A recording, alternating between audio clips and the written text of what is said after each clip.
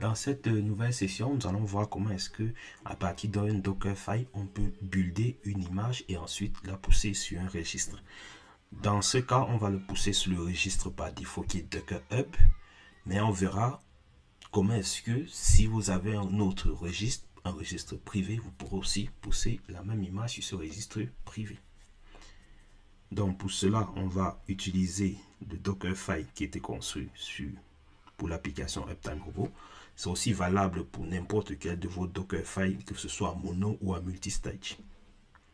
Donc je récupère mes sources que je clone en local. Donc là, les sources sont récupérées.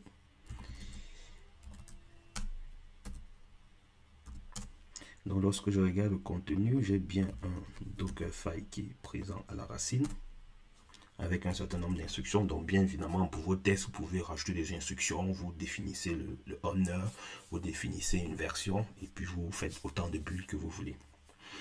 Donc pour cela, on va utiliser la commande docker build.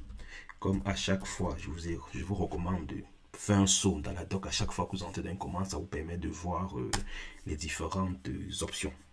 Donc lorsqu'on fait du docker build, il y a par exemple l'option no cache qui peut être très intéressante. Ça vous permet de dire à Docker que au moment où tu fais du build, ne fais pas de cache. Le cache va servir à Docker lorsqu'il fait du build pour éviter de reconstruire une partie d'un bloc pour lequel Docker n'a pas identifié de changement. Mais pour des raisons bien précises, il peut arriver que vous ayez besoin qu'il reconstruise ces éléments. En ce moment, il faut lui rajouter l'option no cache. Vous voyez au niveau de notre Docker, là on a un monostage. Donc au niveau de notre from, on fait appel à une image. Donc l'image peut déjà être en local, mais entre temps il y a eu mise à jour. Donc il y a une option qui est l'option - pool qui vous dit même si l'image est déjà en local, refait quand même un pool. Donc c'est des options à savoir. C'est pour cela qu'il ne faut pas courir quand même la doc pour voir d'autres options. Nous on va faire un build simple, mais en fonction des cas dans lesquels vous serez en entreprise, il faut aller dans les options pour voir ce qui est faisable. Donc on fait notre commande docker build. Vous vous souvenez, dans le doc, je vous ai dit, vous avez le docker commit que vous pouvez aussi utiliser. Mais lui, il vous permet de créer une image à partir d'un conteneur. Donc cette méthode, elle n'est pas recommandée. Donc du coup, on ne va pas aborder cela. Donc on va rester sur notre docker build. Donc on va définir un tag à notre image. Donc notre image, elle va s'appeler Uptime Robot Exporter. Donc je vous ai dit qu'on ne fournit pas de tag, ça revient à la même chose que si on avait mis la test. Donc là je lui dis tu me crées ce tag et donc il faut lui fournir le fichier Dockerfile et donc on lui dit le Dockerfile tu le trouveras dans ce dossier qui est le dossier dans lequel on est. Donc si vous étiez dans un autre dossier, vous aurez pu fournir le nom de l'autre dossier. Mais en général, on est dans ce mode parce qu'on va le mettre dans des chaînes CI/CD qui va au niveau de votre élément. On va cloner le repo, on se positionne dans le repo, on fait des actions depuis le repo pour garder la logique des positions. Parce que vous voyez, lorsqu'on va faire des commandes comme du copy, des fois on a des chemins qui sont relatifs. Donc faites attention par rapport au chemin relatif. Et donc le chemin relatif est donc fonction de ce que vous mettez ici.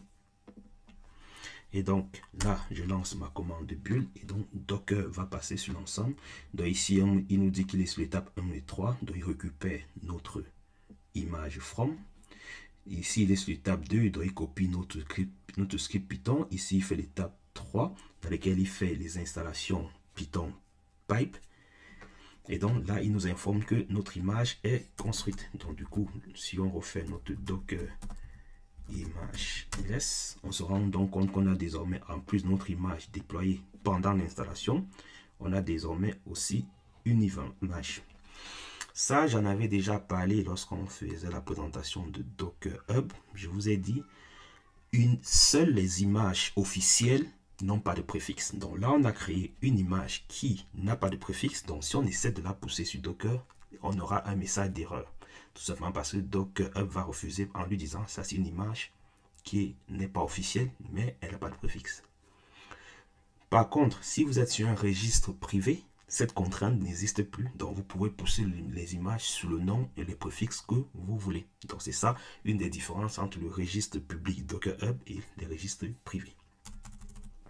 Donc, pour cela, soit on décide de rebuilder l'image en mettant donc le bon nom, soit on peut utiliser une autre fonction de Docker qui est la fonction Docker Tag. Bon, bien évidemment, à chaque fois, allez faire un saut dans la doc. Déjà, dans la doc, il nous dit qu'attention, ce n'est qu'un alias parce que le Docker Tag, on est en train de travailler sur les images. Donc, Docker Tag est un alias de Docker Image Tag. Donc, habituez-vous à la doc. Et puis, il vous donne la syntaxe si vous voulez utiliser du Docker Tag. Donc, il vous dit l'image de départ et l'image cible. Donc, si on fait notre Docker Tag, notre image de départ, c'est celle-là. On est sur la version latest, donc on peut ne pas la préciser. Et notre image destination, elle doit avoir un préfixe. Et donc, je rajoute mon préfixe. Et donc, soit je laisse comme ça pour lui dire c'est du latest, soit je peux mettre la version qui est encore latest. Donc, gardez bien à l'esprit que le latest, ça ne sert à rien de rajouter latest lorsque on est sur la version latest. C'est optionnel. Mais lorsque vous êtes sur des versions bien précises, en ce moment, vous êtes obligé de latest. Donc, lorsque je relance mon commande image, donc désormais j'ai bien mon image qui est bien préfixée. Donc on a bien nos deux images. Mais une chose, lorsque vous travaillez avec les tags, il faut garder à l'esprit que le tag n'est qu'un alias. Et donc c'est parce que c'est un alias que lorsqu'on regarde l'image ID, Docker nous signale bien que, faites attention, ces deux éléments ne sont en réalité que le même élément. Donc, lorsque vous prenez une image que vous l'attaquez, forcément, vous ne faites qu'un alias dans ce même ID. Mais vous pouvez builder deux images. Donc, si je rebuild mon image, ça va être assez rapide. Et on verra que c'est quand même le même alias, tout simplement parce que... Donc, là, je rebuild l'image. Donc, ce n'est plus un alias.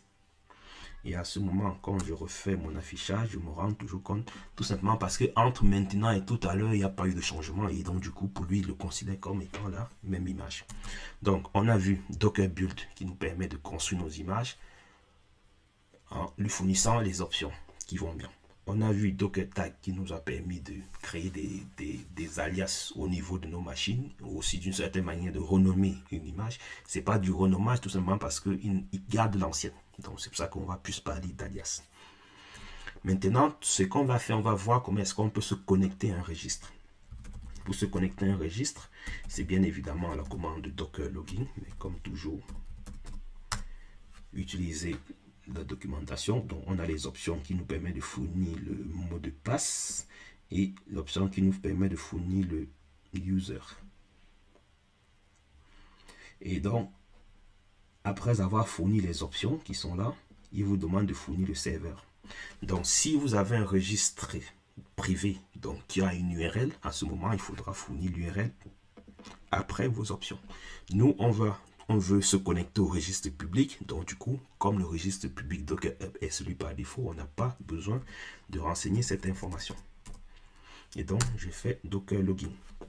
Quand vous faites Docker Login, il faut donc fournir vos identifiants. Puisqu'on n'a pas donné de registre, il va sur Docker Hub, je fournis mes identifiants Docker Hub et il me demande mon password. Donc bien évidemment, vous aurez pu mettre Docker Login -U et vous fournissez le mot de passe -P. Mais quand on est sur les mots de passe, ça c'est peut-être la méthode la plus adaptée.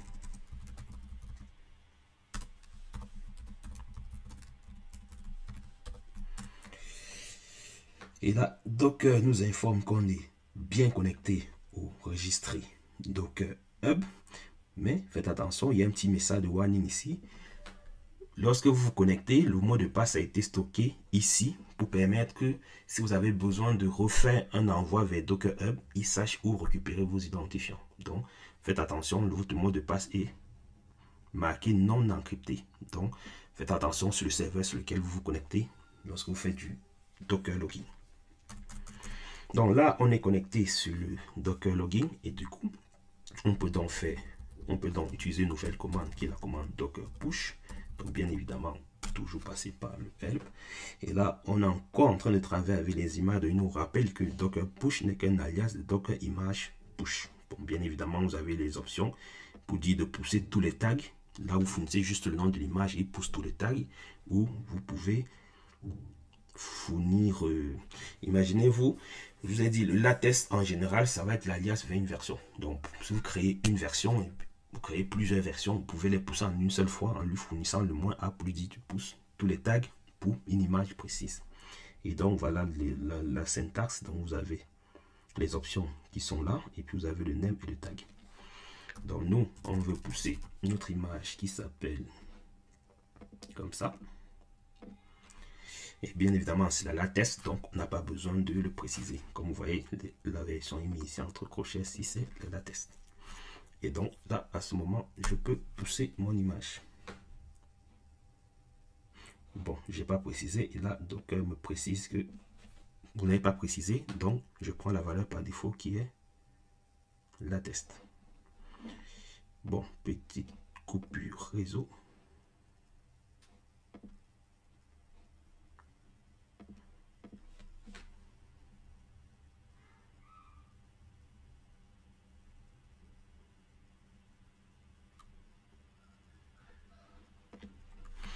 Donc, on a eu une petite coupure réseau sur les aléas du direct.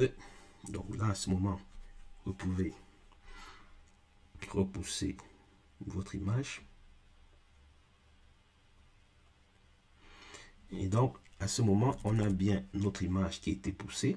Donc maintenant, si on retourne dans Docker Hub et qu'on cherche Uptime Robot, si on va dans les tags, on se rend bien compte qu'il y a un nouveau tag qui a été poussé il y a quelques secondes par cet utilisateur, qui est celui qu'on a utilisé pour se connecter. Dans d'autres sessions, on verra comment est-ce qu'on peut faire des liaisons entre Docker Hub et un repo Git pour permettre via webhook de construire l'image lorsque il y a des modifications dans le repo. Mais bien évidemment, ça fait désormais partie des options payantes de Docker Hub. Donc, si vous avez un compte qui n'est pas payant, vous ne pourrez pas bénéficier de cette fonction.